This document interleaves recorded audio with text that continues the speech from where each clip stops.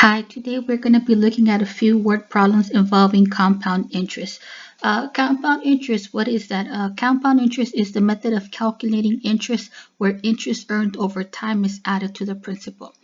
We have two formulas, one that reads A equals P times 1 plus R over N raised to the NT power, and another one that you can't see quite yet, but it reads P A equals P times E raised to the RT power. And the question is, which of the two should I use? Well, that just depends on what information is given. Let's go ahead identify what these variables mean. So P is the principal, R is the rate or interest rate, N is the number of times that the interest is compounded, which is code for paid out. N is the number of times that the interest is compounded per year, and T is the time in terms of years, and A represents the final amount. So let's just say we have a word problem and it says, oh, interest compounded annually. In this case, if the interest is compounded annually, then they pay the interest only one time a year, so that will give us N equals 1. What if they say interest is compounded monthly? So, well, last time I checked, there's 12 months in the year. So that means that they're going to pay the interest 12 times in 1 year. So we are going to use the formula on the left if the interest is compounded for a finite number of periods. But what if we have a word problem that says interest is compounded continuously? If that is the case, then we'll use the formula on the right. So A represents the final amount, P is the principal, R represents the rate, and T is the time. So with that being said, let's go ahead, open it up to fun problem 1. Depending on the time, we're going to go ahead do 1 or 2 or maybe all 3 problems. So fun problem 1 reads, suppose $2,500 is invested at 7% compounded quarterly. How much will be in the account at the end of 10 years? So we have a compound interest problem because it has the word compounded. Let's go ahead and write down what's given.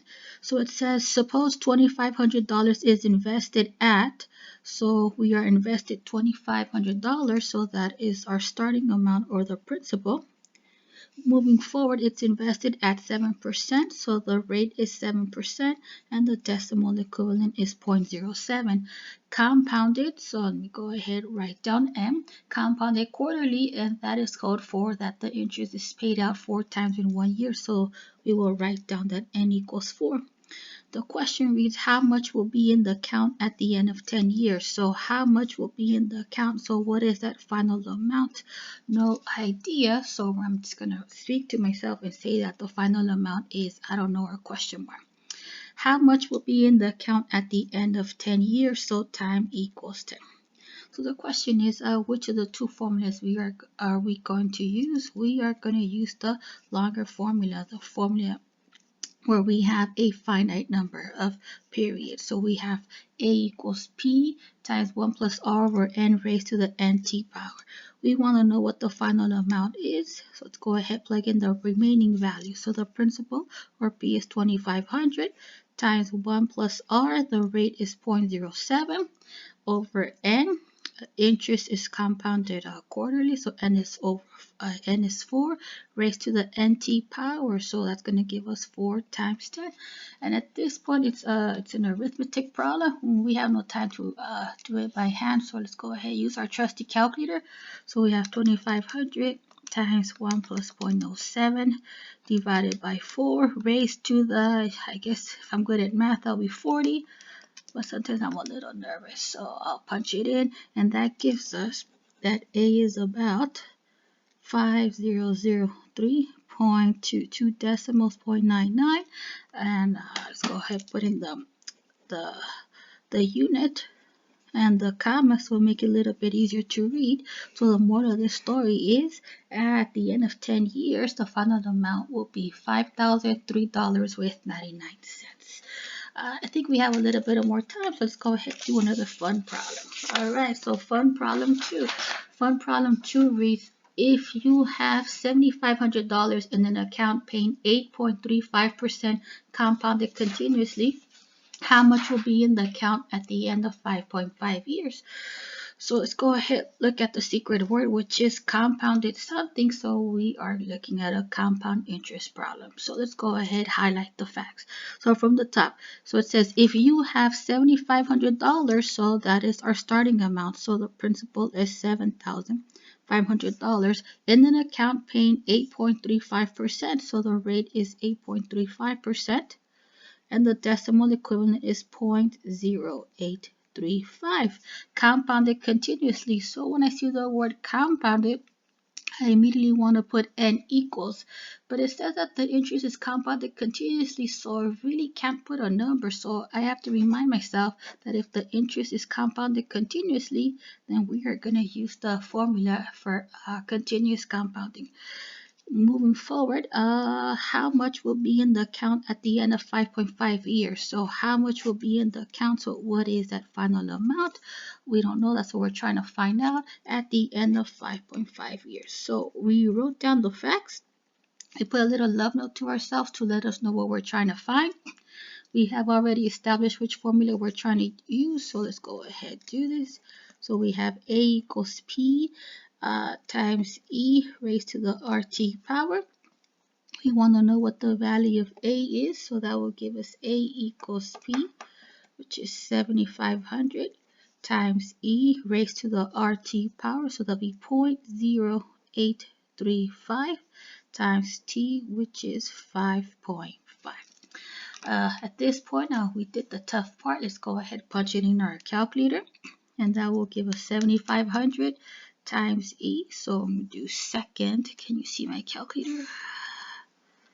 Not really, so just have to trust me. So we have second E raised to the 0.0835 times 5.5, and that will give us that, that will give us that A is about 11,871 point, I think it's a 65. Let's go ahead, put the commas, and we have that the final amount is about $11,871 with 65 cents. So the moral of the story is this: if we invest $7,500 in an account paying 8.35% compounded continuously at the end of 5.5 years, we are going to have a whopping $11,871.65. For fun problem number 3, which will be the last problem to wrap this up. So the problem reads, a promissory note will pay $50,000 at maturity 5.5 years from now. And the question is, how much should you be willing to pay for the note now if the note gains value at a rate of 10% compounded continuously? So we have some note, and the problem is that they will give us $50,000 at maturity 5.5 years from now. So we are pretty much going to put down some money, and at the end of 5.5 years, we are expected to have $50,000. The question is, how much should you be willing to pay for the note now? So what is our principle? If the note gains value at a rate of 10%, compounded continuously. So we have continuous compounding, so we're going to use the formula A equals P times E raised to the RT. So from the top, the promissory note will pay $50,000 at maturity. So the final amount is $50,000, which is a contrast from the earlier two problems, because in the earlier two, we were being asked to find the final amount. How much should you be willing to pay for the note now? What is the principle? If the note gains value at a rate of 10%, so R is 10%, or the decimal equivalent is 0.1, compounded continuously. So let's go ahead and write down the formula. Sorry about that. So we have A equals P times E raised to the RT. We have that the final amount is $50,000. Oh, what would I do if I had that money? Times P times E raised to the RT power. So R is 0.1, and I think I overlooked T.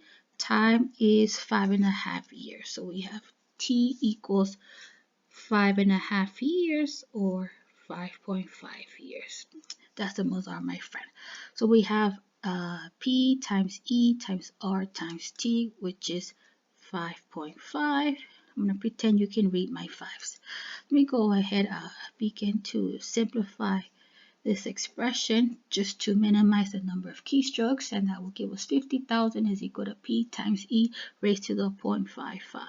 So in this case, we are asked to solve for P. So to isolate the P, to get rid of the times E to some change, let's go ahead divide both sides by E raised to the 0.55 power. Go ahead, punch it in our calculator because we have no time to freehand that. So that will give us 50,000, 1, 2, 3, over E raised to the 0.55 power. If I can read my calculator correctly, we have that P equals 28847.49 equals P. So that will give us $28,847 with 49 cents. So pretty much if we want to be given the note of 50 grand, we have to start off with about $28,000. Well, that is my time. Thank you.